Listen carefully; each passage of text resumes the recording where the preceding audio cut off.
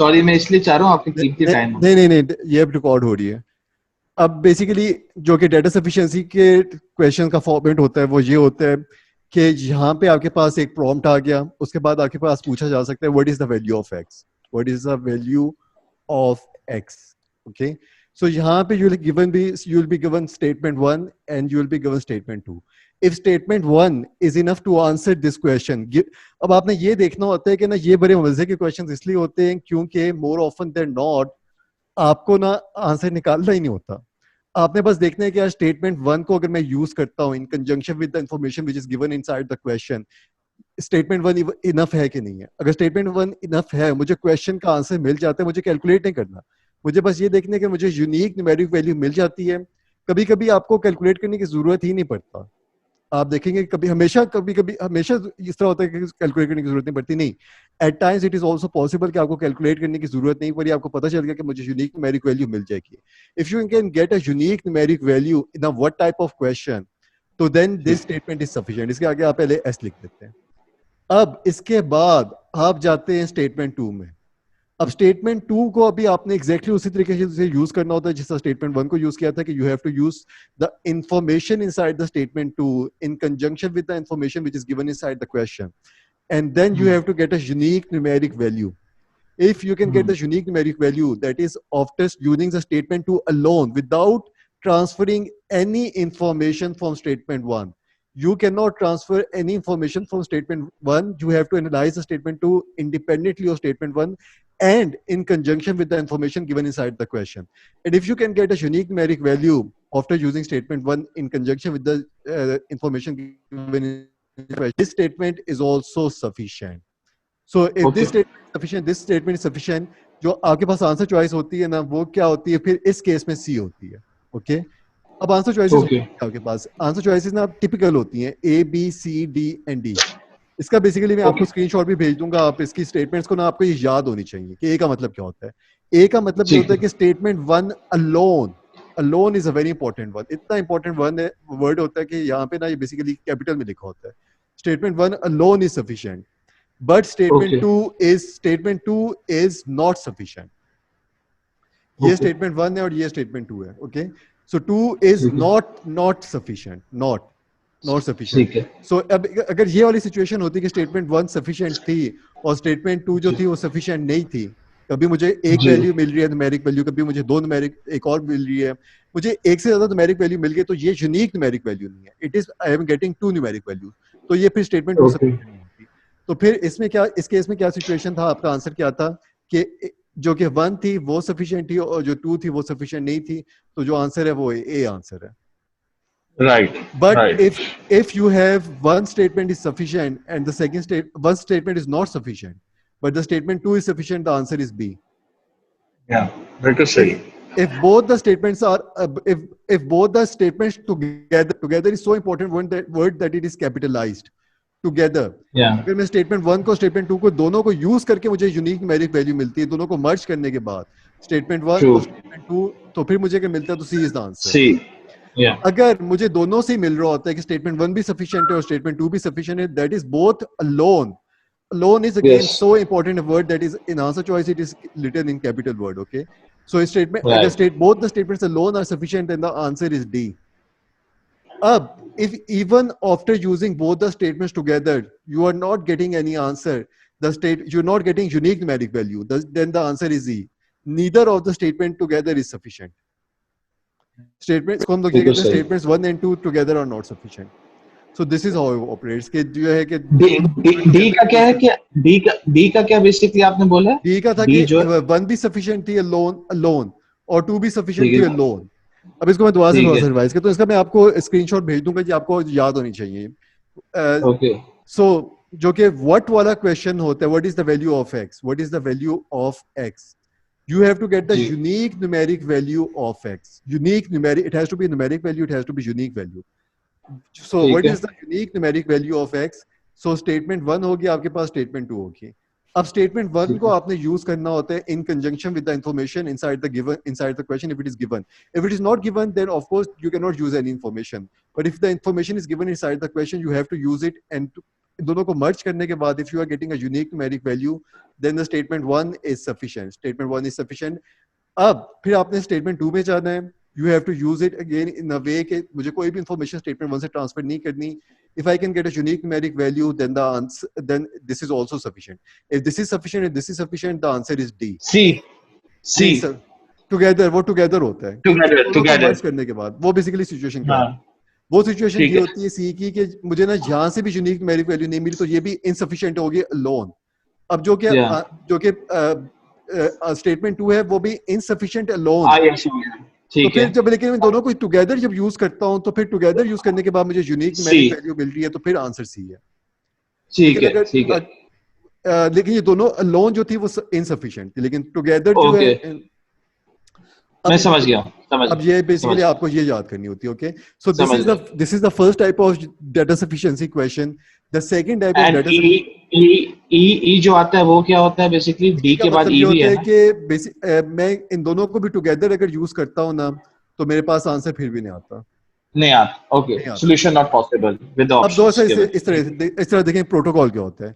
अब स्टेटमेंट 1 अगर सफिशिएंट हो गई ना, देखिए आपके पास आंसर चॉइसेस क्या क्या हो सकती थी, ए हो सकती थी, बी हो सकती थी, सी हो सकती थी, डी और ई। ओके, अगर स्टेटमेंट 1 करेक्ट सफिशिएंट हो गई इसका मतलब ये है कि या फिर आपका ए आंसर है या फिर आपका डी आंसर है।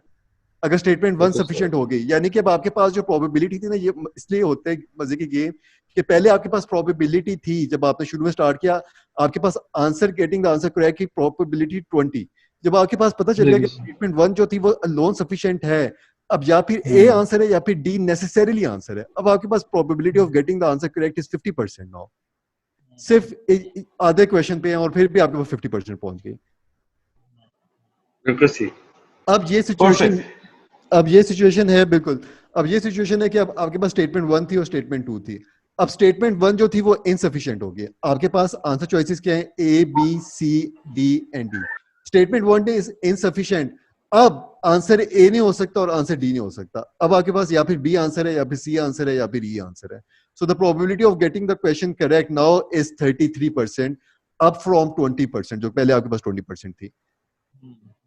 बिल्कुल सही परफेक्ट अब अगेन अब अगर ये सिचुएशन है कि आपके पास स्टेटमेंट 1 जो थी वो सफिशिएंट थी और जो कि अब सफिशिएंट थी, तो इसका मतलब है कि आपके पास सिचुएशन क्या है, या फिर आपका आंसर ए है या फिर आपका आंसर डी है।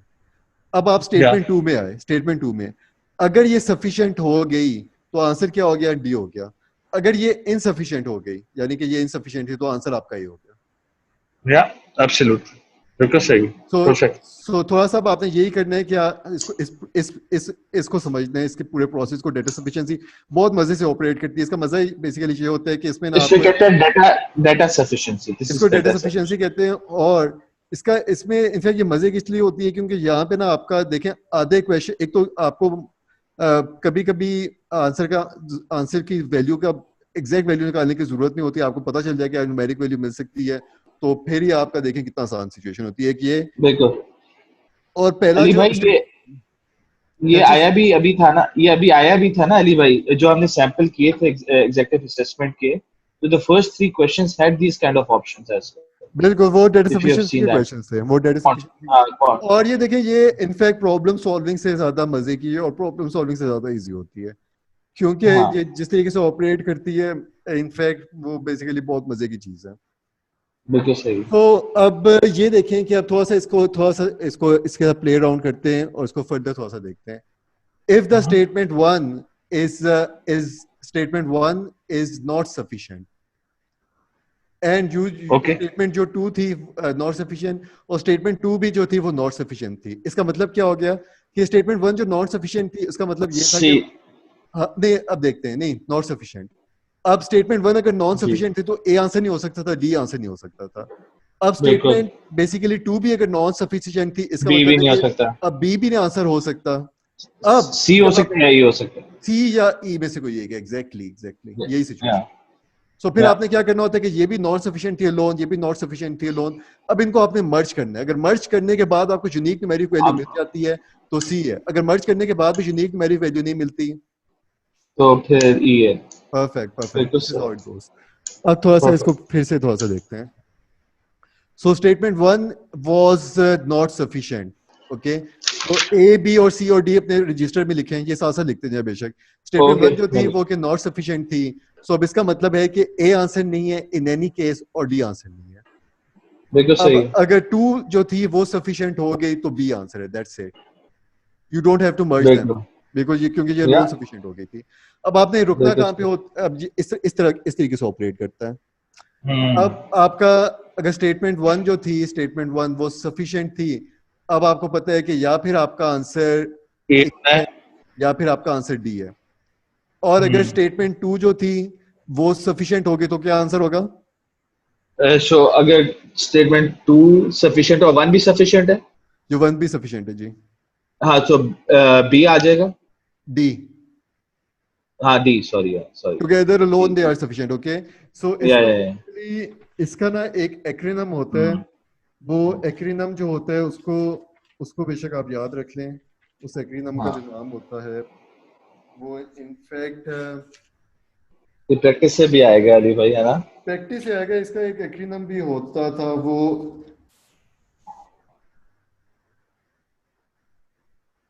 एक्रोनिम इसका एक व्हाट माय रूल टाइप ये करता से भी निकल गया है। इसका एक बहुत जबरदस्त एक्रोनिम होता था, वो आपको, चलें कोई बात नहीं, वो मैं आपका, मुझे याद आता तो मैं आपको बता दूंगा, अगर मुझे कहीं मेरी नजर से गुजरता तो मैं आपको बता ठीक है, दूंगा। बिल्कुल ठीक है। तो इसका एक बहुत मजे का एक्रोनिम होता था। चलें कोई बात So, नहीं, कोई बात नहीं। बोथ आर सफिशिएंट, तो फिर ठीक हो गया। अच्छा, ये हो गया व्हाट टाइप के क्वेश्चंस, जो डाटा सफिशिएंसी के व्हाट टाइप के क्वेश्चंस होते हैं। ठीक व्हाट है। टाइप में basically you need a unique numeric value. आपको ना ठीक यहाँ है। पे कीवर्ड होता है यूनिक न्यूमेरिक वैल्यू आपको चाहिए होती है, जो कि सेकंड आपका बेसिकली जो कि डाटा सफिशिएंसी के टाइप का क्वेश्चंस होता है ना, उसको हम लोग कहते हैं इज टाइप के क्वेश्चन। इज इस टाइप के ओके। क्वेश्चंस इस तरीके से ऑपरेट करते हैं कि इसी तरीके से आपके पास प्रॉम्प्ट आएगा, इज एक्स ऑड, इस तरह क्वेश्चन आएगा। So again statement one given होगी और स्टेटमेंट टू गिवन होगी। इसको मैं अगर यूज करता हूं in conjunction with the information inside the question, if the answer is confirm yes और confirm no, but the keyword again here is, वहां पे कीवर्ड क्या था? Unique numeric value. यहाँ पे कीवर्ड है confirm, confirmed, confirm. Confirm, confirm yes okay. और confirm no और कंफर्म नो।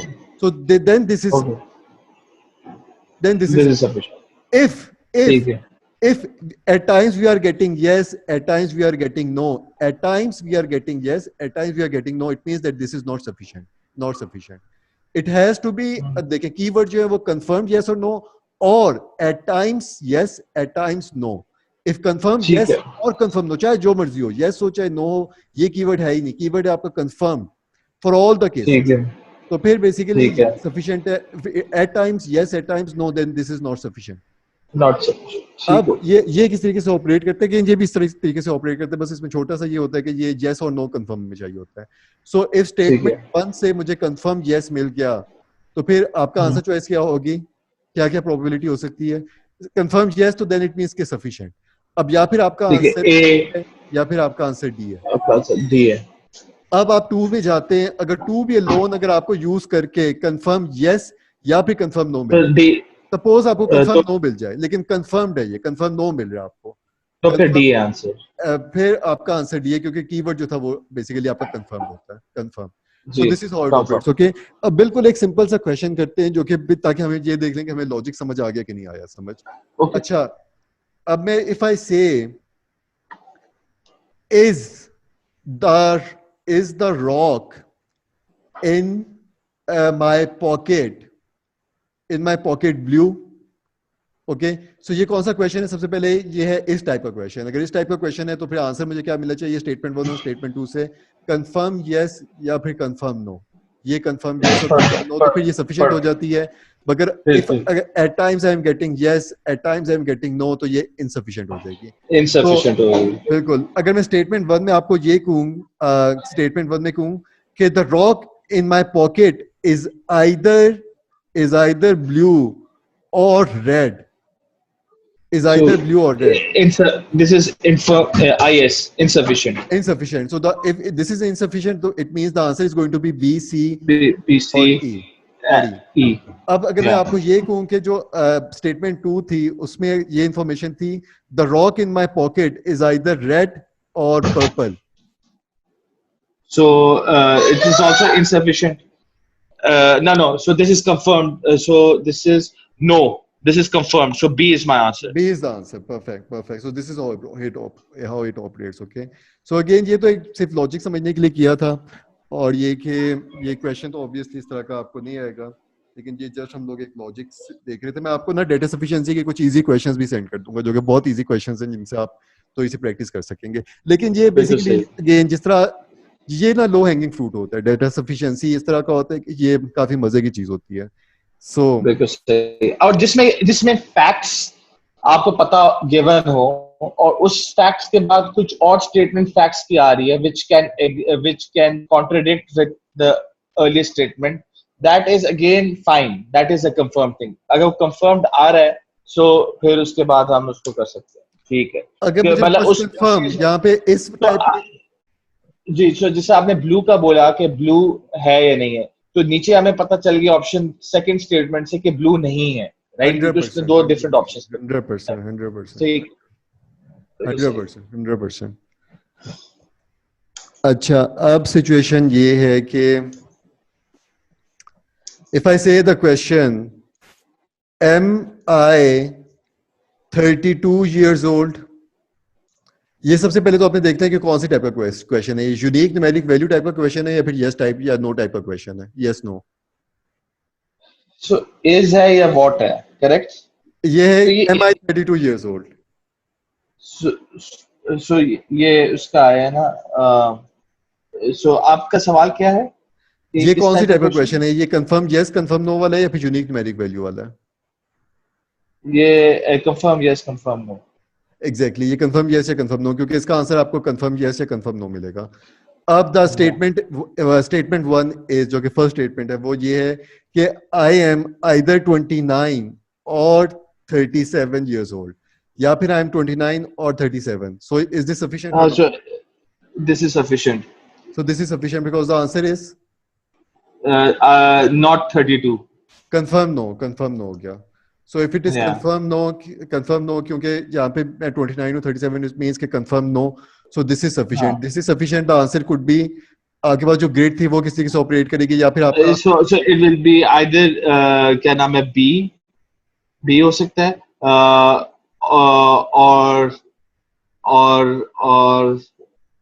और E. नहीं, स्टेटमेंट वन पे थे हम लोग, स्टेटमेंट वन, और स्टेटमेंट वन जो थी वो सफिशिएंट हो गई है. Sorry.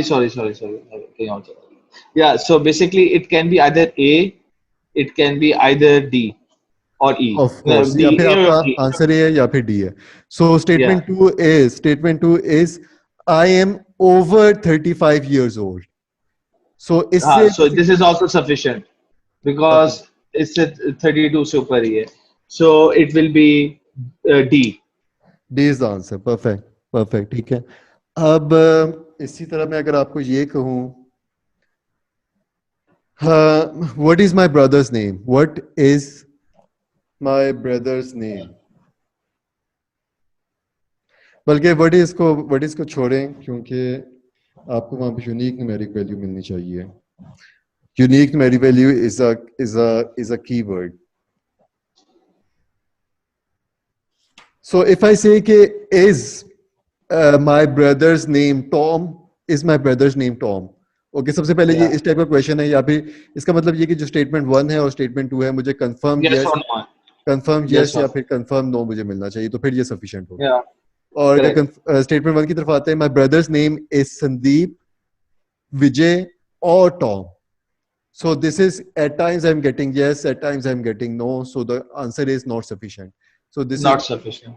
If this is not sufficient, how the grid operates? आपकी grid किस तरीके से ऑपरेट करेगी, या फिर answer so it will be B आएगा, B हो सकता है, या E हो सकता है, या फिर यहाँ पे E हो सकता है. E, ये दोनों E भी हो सकता है, और C भी हो सकता है. लेकिन C किस तरह हो सकता है, मैं वैसे समझना चाहूंगा. How come C can be possible? अच्छा, C आपका कब पॉसिबल होता है उसका भी देख लेते हैं. जब इन कंजंक्शन विद टू वेरिएबल्स आएगा ना. Exactly. So I am just saying कि अब इसमें C किस तरह आ सकता है? आपका C किस तरह आ सकता है? C का एक क्वेश्चन देख लेते हैं. इसी सिचुएशन में बताया ना. अच्छा, is my brother's name Tom? So हाँ बेसिकली यहाँ पे था कि my brother's name is SVOT, ठीक है। अब हाँ अगर मैं आपको ये कहूँ कि my brother's name is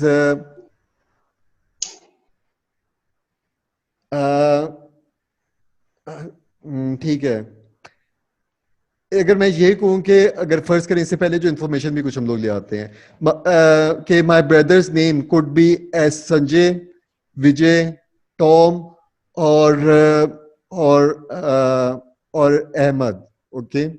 if I say कि my brother's name is C K, देख लेते हैं इसमें इसमें मुझे अच्छा लिख लेते हैं, कोई नहीं कोई सी नहीं। के तो देख लेते हैं, नो बेसिकली आप ये प्रॉब्लम। कह रहे हैं कि अब वैसे ठीक है, तो आप बेसिकली अगर फर्स्ट ए इज इनसफिशिएंट तो बी, ई या सी हो सकता है, ऐसे ही। या इस सिचुएशन में जब मेरे पास जो कि वन थी तो वो नॉट सफिशिएंट थी, तो फिर आंसर बी, सी या फिर ई होगा। ठीक हो। अच्छा, अगर मैं आपको ये कहूँ इसी क्वेश्चन में, my brother's name is not Tom, okay. So is my brother's name Tom, यहाँ पे अगर मैंने कह दिया my brother's name is not Tom, तो if my brother's name is not Tom, this is confirm no, इस question का answer या confirm. So again, so the answer या इज बी, मैंने ये कहा था कि या फिर बी है या फिर सी है या फिर ई है।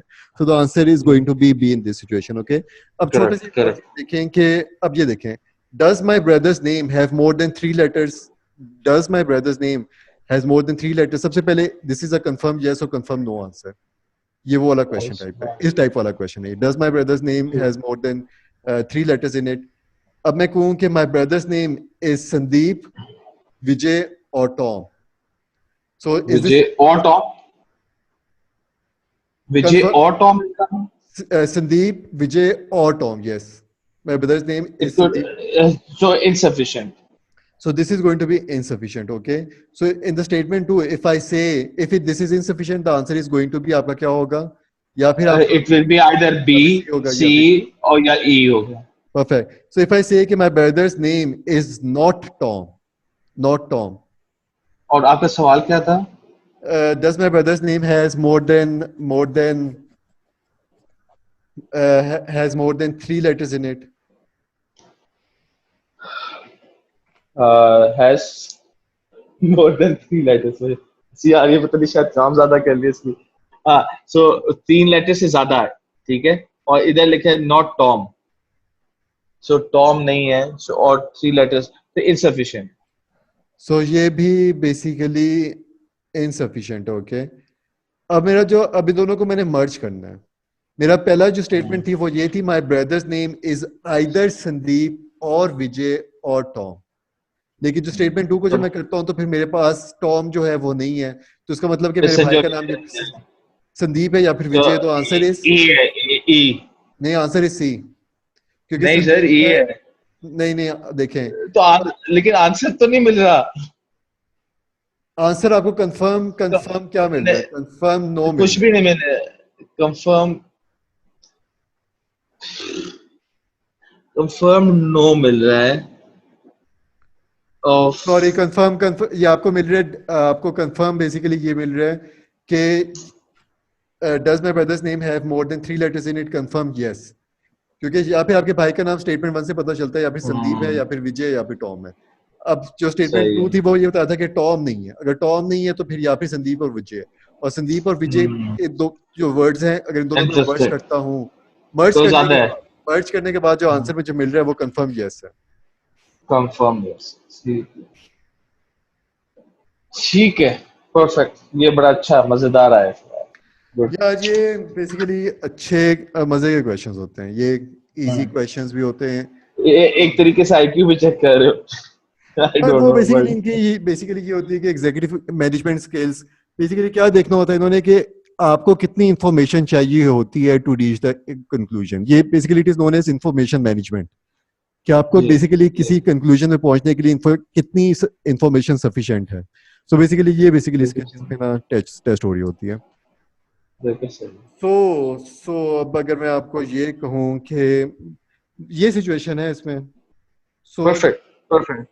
बेसिकली ये इस तरह मजे के क्वेश्चंस इसी तरीके से ऑपरेट करते मुझे हैं। मैं मुझे इसके कुछ आप दे दीजिएगा ड्रिल्स, मैं ये कर लूंगा। मैं आपको I'll जो do है ना this। इजी लेवल के क्वेश्चंस वो मैं आपको बेसिकली इसके सेंड करता हूँ। और ये ईए में भी आ सकते हैं ऐसे क्वेश्चंस? ईए में है ये आपके, ये 100% ईए में है, आपको 100% आएंगे। बिल्कुल ठीक है, जो आप इजी क्वेश्चंस, हाँ इजी क्वेश्चंस ही भेज, मैं ठीक है, आपको इजी पहले उसकी क्वेश्चन मैं तो। कुछ बेसिकली बेसिक लेवल के क्वेश्चंस अभी सेंड कर देता हूँ आपको। सो अली आपको कोई भाई। हाँ जी क्वेश्चन बोलिए बोलिए।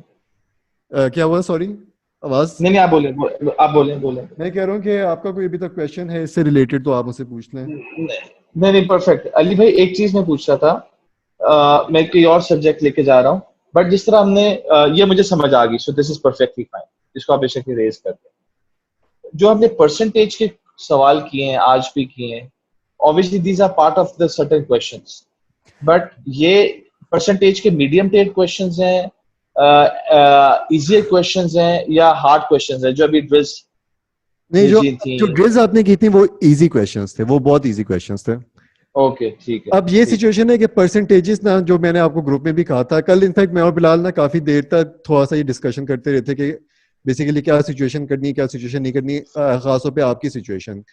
अब ये कि जो कि परसेंटेजेस है ना, जो हम लोगों ने 6-7 क्वेश्चंस कल थे उनको जो हम लाल में देख रहे थे, अब ये कि वो ना उन 7 क्वेश्चंस में से, प्रॉब्लम सॉल्विंग के जो 7 क्वेश्चंस थे उनमें से 5 क्वेश्चन जो थे ना वो आपके परसेंटेजेस से रिलेटेड थे। परसेंटेजेस जो है अच्छा, वो बहुत सी जगहों में टेस्ट होती है, परसेंटेजेस सेट थ्योरी के साथ भी टेस्ट होती है। Almost percentages 40%। Again, percentages is the single most important concept, आपका बहुत इंपॉर्टेंट कॉन्सेप्ट है। फिर थोड़ा सा हम लोगों ने ये किया था जो कि आज आपका मैं देख रहा था, फिर उसमें जो कि आपके बेसिकली जो टॉपिक टेस्टेड होते हैं इसमें, जो एग्जीक्यूटिव असेसमेंट में, उसमें आपकी सिर्फ ज्योमेट्री नहीं है, बाकी तकरीबन सब कुछ ही है। इनइक्वालिटीज भी नहीं है मेरे ख्याल से, नहीं, इनइक्वालिटीज इनइक्वालिटीज हैं, भी नहीं है। आपकी इनइक्वालिटीज हैं, आपका मॉड्यूलस भी है, इनइक्वालिटीज भी है। मैं आपको ना, ओके आपको मैं वो सेंड कर दूंगा जो इसकी पीडीएफ बनाई थी सुहेब ने, वो भी आज देख रहा था, तो वो पीडीएफ में आपको मैं ठीक है सेंड कर दूंगा कि बेसिकली कौन कौन से कॉन्सेप्ट टेस्ट होते हैं। अब मैंने आपको ठीक एक है और बहुत जबरदस्त डॉक्यूमेंट भेजा था, वो था 501 का वर्ड प्रॉब्लम्स, 501 वर्ड प्रॉब्लम्स, जिसका जी मैं आपको कहता था कि आपने चैप्टर 2 जो है या फिर चैप्टर 4 और 5 ये चैप्टर्स करने हैं आपने, वो जी जी। डॉक्यूमेंट भी काफी इंपॉर्टेंट है। उसको इसकी ओके इंपॉर्टेंस की है, उसमें ना बेसिकली ठीक है जो कि फ्रैक्शंस का चैप्टर है ना, उसमें आपकी जो फ्रैक्शंस टेस्ट हो रही हैं वो वर्ड प्रॉब्लम से टेस्ट हो रही हैं, कि उसने हाफ कप जो था वीट का, वो उसने 1/4 कप इसमें डाल दिया, तो वो ये सारी जो है ना फ्रैक्शंस आपको टेस्ट हो रही हैं in the context of word problems. So ये भी ठीक है काफी इंपॉर्टेंट चीज है। अब जो कि ठीक है फ्रैक्शंस आपकी टेस्ट होती है ना, वो आपके दो तरीकों से टेस्ट होती है, आपकी स्टैंडर्डाइज टेस्ट में और जीमैट में एग्जीक्यूटिव असेसमेंट। ठीक वो होती हैं है या जी फिर वर्ड प्रॉब्लम्स, आपकी फ्रैक्शंस आ जाएं वर्ड प्रॉब्लम्स में, वर्ड प्रॉब्लम्स, जी या फिर आपकी जी फ्रैक्शंस आ जाती हैं इस तरह की फ्रैक्शन जिनको हम लोग कहते हैं कॉम्प्लेक्स फ्रैक्शंस, उनको आपने सिंप्लीफाई करना होता है। वो किस तरह होती हैं, ठीक है 1 divided by 1/1, 1 plus x by x, so this is g divided by x plus 2/3। सो इसको ना बेसिकली आपने सिंप्लीफाई करना होता है। इसको सिंप्लीफाई करने का तरीका क्या होता है, वो भी पूरा तरीका होता है, बट ये दो तरीकों से आता है। इसको सिंप्लीफाई करना ओके होता है, यहाँ पे हम लोगों ने वैल्यू निकालनी होती है, यहाँ पे भी सिंप्लीफाई करके x की वैल्यू निकालनी होती है, या जी जी तो फिर ये इस तरीके से चीजें ऑपरेट करती हैं, या फिर इसको जो भी सिंप्लीफाई करके जो भी आपके पास वैल्यू आती है। तो ये ना जो ठीक कि है वर्ड प्रॉब्लम्स की फ्रैक्शंस हैं, ये दोनों में ही आपने बहुत अच्छी तरीके से जाना होता है। तो ये चीज ठीक है इंपॉर्टेंट थी, इसके क्वेश्चंस हैं इसमें भी थे। फिर आपकी प्रोबेबिलिटी जो है वो इंपॉर्टेंट है, वो उसके क्वेश्चंस आपके डेटा सफिशिएंसी में भी हैं और प्रॉब्लम सॉल्विंग में भी हैं। इसी तरीके से जो प्राइम ठीक है नंबर्स हैं वो भी हैं, और फिर रेशियोज वगैरह भी हैं, वर्ड प्रॉब्लम्स में ही आती हैं। और देखें जो सिंपल इंटरेस्ट और कंपाउंड इंटरेस्ट है ना, वो भी आपकी बेसिकली परसेंटेजेस की एप्लीकेशन ही है। सेल्स टैक्स वगैरह ठीक से है रिलेटेड जो चीजें आती हैं कि उसमें इतना परसेंट सेल्स टैक्स लगा, ये भी आपकी परसेंटेजेस की एप्लीकेशन है। फिर बेसिकली ठीक है परसेंटेजेस आपके टेस्ट हो जाती हैं कि आपके पास टेबल गिवन है एक, और उस जी टेबल को एनालाइज करके आपने आंसर्स देने होते हैं, वो भी परसेंटेज इंक्रीज और परसेंटेज डिक्रीज होती है उस टेबल में। तो percentage right really important component. और बाकी बेसिकली बाकी सारी तकरीबन चीजें टेस्ट हो रही थी, और वो हम लोग आपको इस जी तरह से टेस्ट कर आपको बेसिकली यहाँ पे प्रिपेयर्ड हो जाएंगी। लेकिन जिस तरह आपको कहते हैं जो मैं बेसिकली होंगी बहुत इजी ड्रिल्स, कोई फर्क नहीं पड़ता, आप इजी ड्रिल्स आप करें, मीडियम लेवल की ड्रिल्स भी करें, लेकिन आप करते रहें, जो भी मैं आपको क्वेश्चंस कह रहा हूँ वो आप करें, और जो भी ठीक आपको है सुहेब कह ठीक रहे हैं क्वेश्चंस आप वो करें, आप 100% आप ठीक है करें। और दूसरा ये कि अगर आपको कभी लगता है ना कि किसी दिन आपने ड्रिल्स अगर जल्दी कर ली, होपफुली आपको बहुत ज्यादा होमवर्क हम लोग देंगे, ड्रिल्स आप करते रहें, तो उस दिन ना आप थोड़ा सा ना बेशक रीडिंग कॉम्प्रिहेंशन को कर लिया करें, ओके ठीक है, थोड़ा थोड़ा सा सा अगर थोड़ा टाइम मिल सा, जाए। बल्कि इनफैक्ट आप एक दिन तो आपने स्वेप के साथ भी करनी रीडिंग कॉम्प्रिहेंशन। अब जी आपका और मेरा ये सिचुएशन है कि आपकी और मेरी ना हफ्ते में 2 दिन ना आपकी मेरी इस तरह की डिस्कशन हो जाया करेगी। अगर आप ठीक है। रीडिंग कॉम्प्रिहेंशन, आप मैथ्स अगर सोलली आप स्वेप के साथ करना चाह रहे हो, रीडिंग कॉम्प्रिहेंशन मेरे साथ करना चाह रहे हैं, वो भी हो सकता है। या फिर अगर आप ऐसा कर लें, ऐसा कर लें, लेट्स डू दिस। या ठीक हाँ है क्योंकि रीडिंग देखिए कॉम्प्रिहेंशन आप, आपकी अभी अभी आपकी इनिशियल असेसमेंट मेरी मैथ्स के बारे में क्या है? It's very important to get a नहीं फीडबैक अब एंड आई आपकी जो यूजुअली इनिशियल असेसमेंट है देखें कि देखें अभी आपको कितने दिन हुए मैथ्स के, अभी आपको 15-20 दिन हुए हैं, सिर्फ 15 दिन, मैक्सिमम जी। 18 दिन होंगे। सो हाँ जी। ये 18 दिन में अगर आपका फ्लो बस आ जाए, 18 दिन में अगर आपने ये फर्स्ट 3 क्वेश्चन ठीक कर लिए थे ना एग्जीक्यूटिव असेसमेंट के, हाँ दिस जी। नॉट रियली बैड कि आपने पहले 3 जो क्वेश्चंस थे वो कर लिए थे, इवन दो कि आपको डाटा सफिशिएंसी का कुछ भी नहीं पता कि किस तरीके से हाँ ऑपरेट, जी। लेकिन वो क्वेश्चन हाँ जी। तो ये कि बिल्कुल नॉट सही। Bad, frankly speaking not bad, frankly speaking बिल्कुल नॉट बैड। सही। अब फिलहाल जो कि अपना टेस्ट है ना वो, लेकिन फिर भी अभी अगस्त का ना करना है मेरे ख्याल से। हम लोग जो अगर जो आपकी डेडलाइन थी वो कब है एप्लीकेशंस की?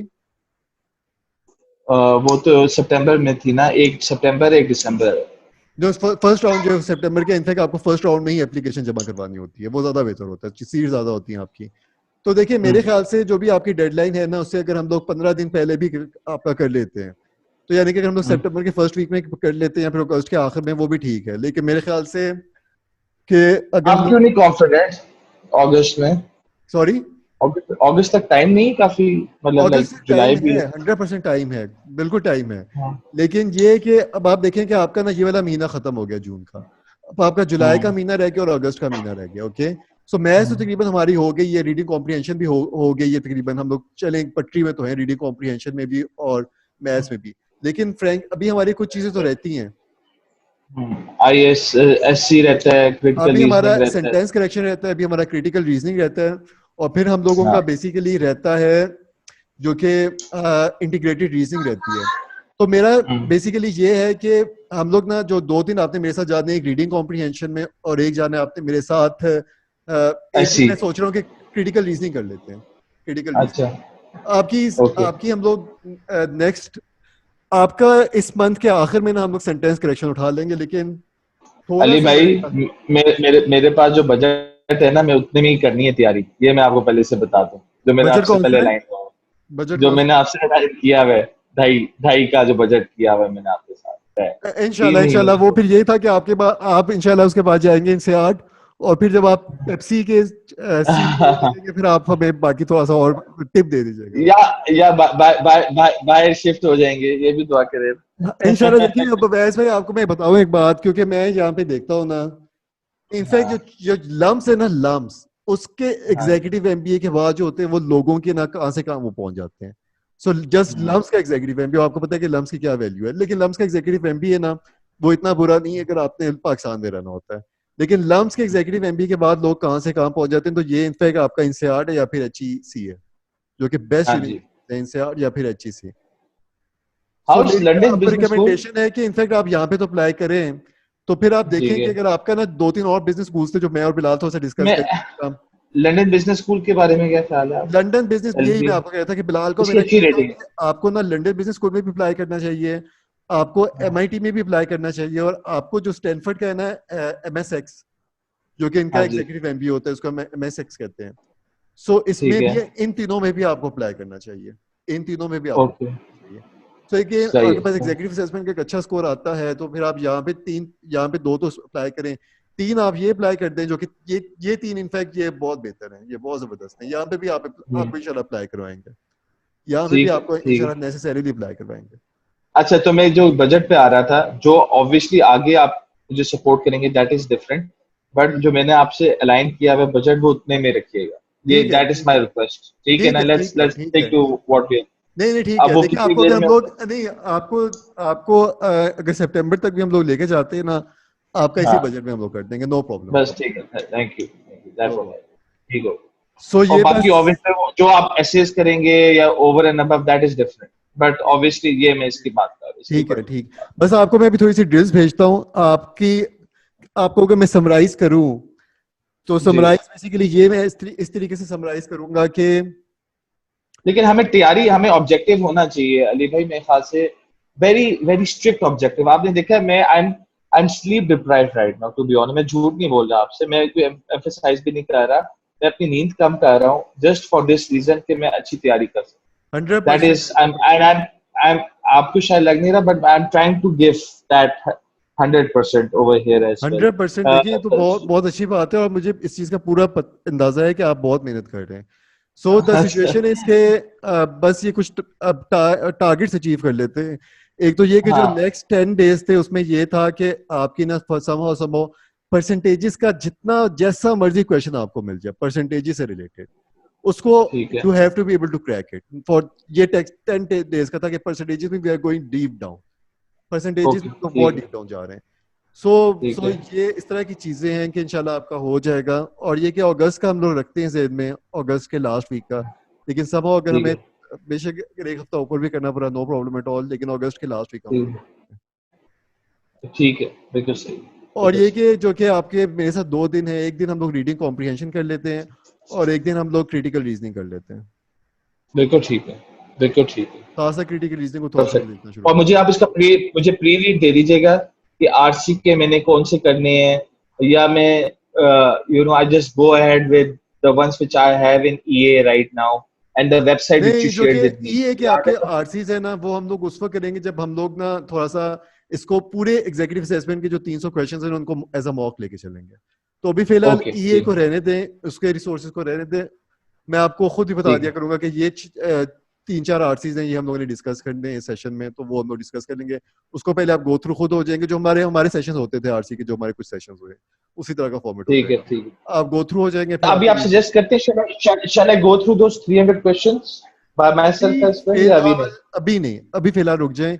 इस हफ्ते इस महीने ओके, के आखिर में ना आप मैथ्स से होपफुली आप गो थ्रू होंगे, तो फिर देखिए ना, आप अभी गए थे, आप थोड़े से आपको एक कॉन्फिडेंस हो गया कि यार ये तो इतना आसान से क्वेश्चंस है और लगता है कि मैं इसको हैंडल कर लूंगा, फिर तो हाँ और कॉन्फिडेंस हो जाएगा जब आप थोड़ी सी और बेहतर तरीके से जाएंगे। ठीक हो गया, ठीक हो गया, ठीक हो गया, परफेक्ट, परफेक्ट। अली भाई, मैंने एक व्हाट्सएप किया है, आपने बल्कि व्हाट्सएप देखा हुआ भी होगा, मैंने जो सवालात किए हैं उसमें से मुझे एक गलत लग रहा है सवाल मैं आपको व्हाट्सएप परसेंटेज में का। बता देता हूँ, ठीक है? मैं आपको दे के ना आपका व्हाट्सएप, वो मेरे ख्याल हाँ से जी, इसका भी आ गया था, सुहेब का भी आ गया, लेकिन आपका दे के आपको बता देते हैं अभी। ठीक है, परफेक्ट, परफेक्ट। चलें अली भाई, thank you so much for चलिए, योर टाइम थैंक्स। इंशाल्लाह फिर एंड थैंक्स मुलाकात फॉर होगी। अकोमोडेटिंग। परफेक्ट, बिल्कुल जी, परफेक्ट, ओके जी, परफेक्ट। ओके, ठीक अल्लाह है, हाफिज। अल्लाह हाफिज।